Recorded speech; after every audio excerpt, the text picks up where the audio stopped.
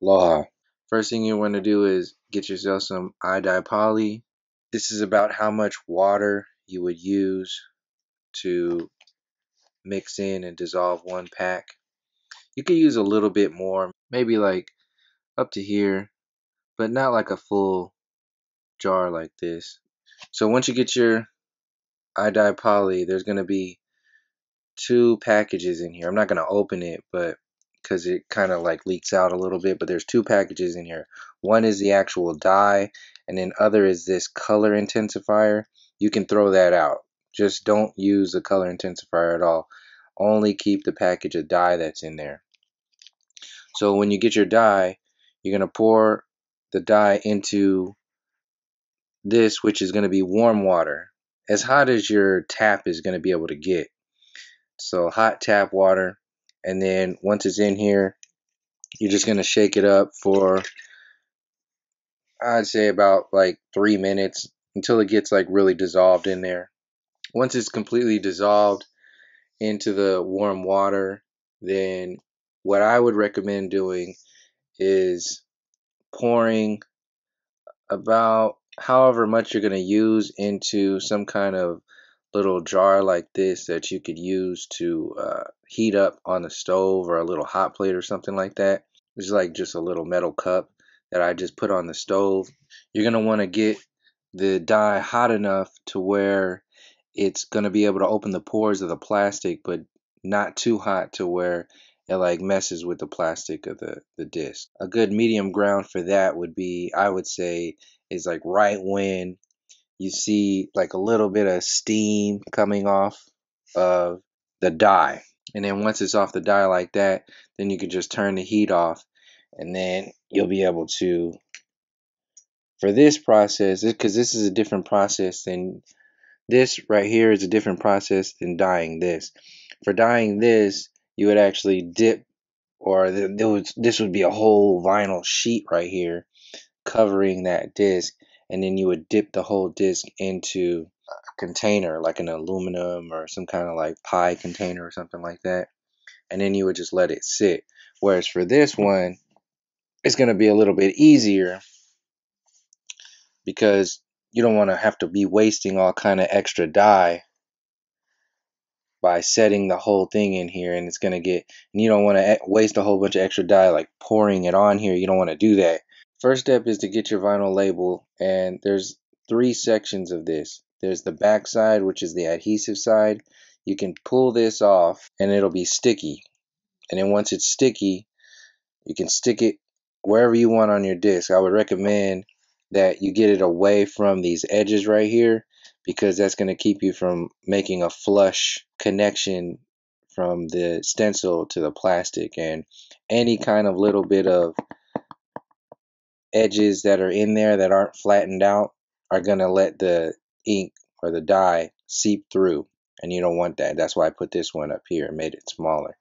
Whereas you can see on this one, you don't really have to worry about that, because let's see, get it.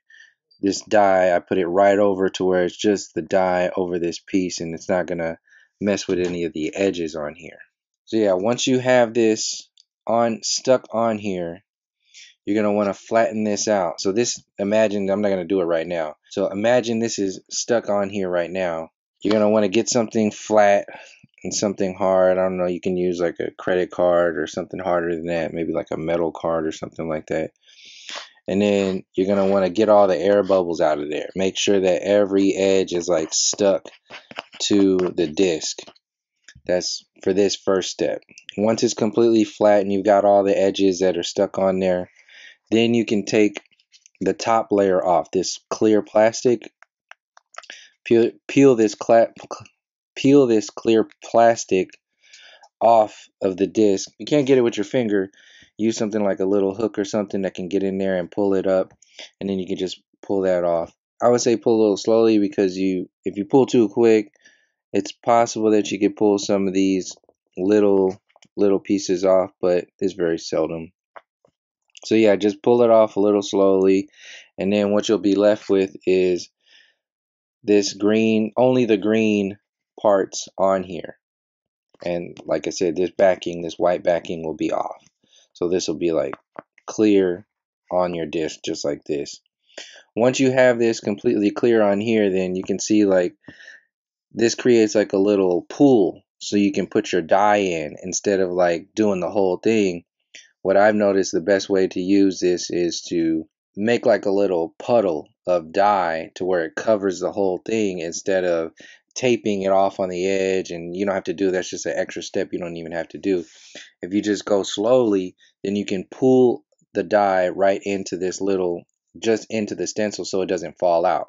So I'll use a dropper and then I'll drop like for this one it takes about like 7 droplets or 7 droppers full of dye and to fill this up. And you want to fill it up to where it covers the entire thing. And if it starts to leak through and then you only see like you'll see parts of the green, that's fine because that's not going to dye it anyway. But you want to just make sure that so on this one it'll be pink. So this background will be pink like this.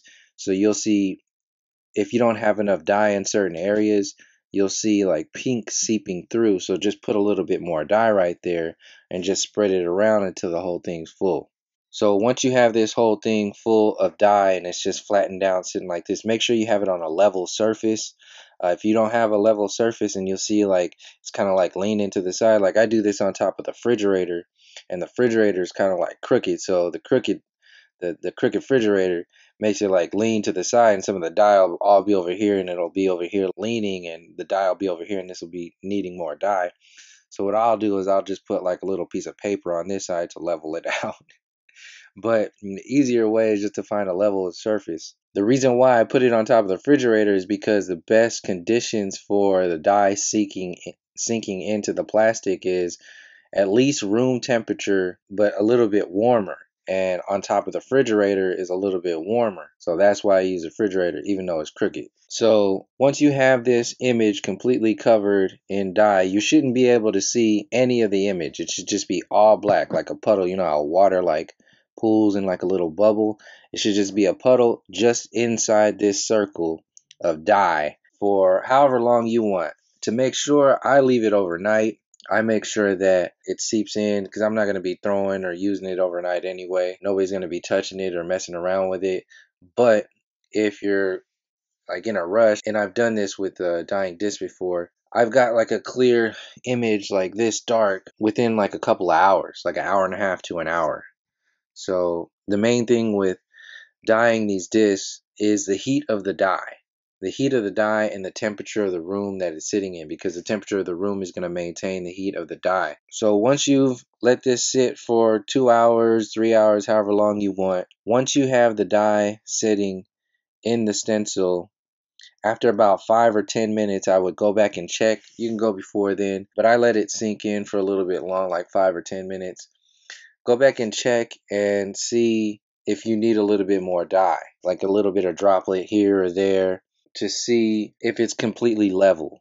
If it stayed level, then you're good. You can just leave it alone and you can let it sit for like however long you want. But usually I'll go back and I'll just, if there's any kind of discoloration, like you can see any kind of the pink anywhere, then I'll do like a little droplet here or there. If you do happen to spill any of the dye, have some like rubbing alcohol standing by, and rubbing alcohol seems to work. Once your dye is set, after the couple hours, you take it to the cold tap water. You're going to run it over this surface and you're just going to let the cold water go on it and then wipe it off until the water runs clear, because you'll see the dye coming off and it'll just be black, black, black, black until whenever it turns clear. Once it's clear, that all your excess dye is off, and then your disc is dyed. Once you're done with that, you can get like a paper towel, wipe off the water, and then what I've found is that instead of using your fingernails, you can if you want, but find something sharp like this to get under there if you don't want to mess around with your fingernails, and you can just peel this off, the sticker or the stencil off, and take each little piece of this off of there, and then your disc will be dyed just like this. That's pretty much the process. One more thing, when you take this backing off and you put this on and then you take this clear part off, make sure you go through again and double check that everything is stuck to your disc. Make sure that every part of this doesn't have any folds or bends or cracks anywhere, creases anywhere. Just use your finger or use like a sharp edge like this or something to get in there and make sure everything's flat. Just double check it. So yeah, that's pretty much it. Quick review. Take your stencil, pull the backing off, stick it on here, flatten it out, pull the clear plastic off, flatten it out, get your die, put your die in here, heat this on the stove, get it to a little bit of steam. Once it's steamed, you're good, not too hot. Get your dropper, pull some dye out of there, drop it in here. I'd say about 7 droppers of this little dropper, that'll work.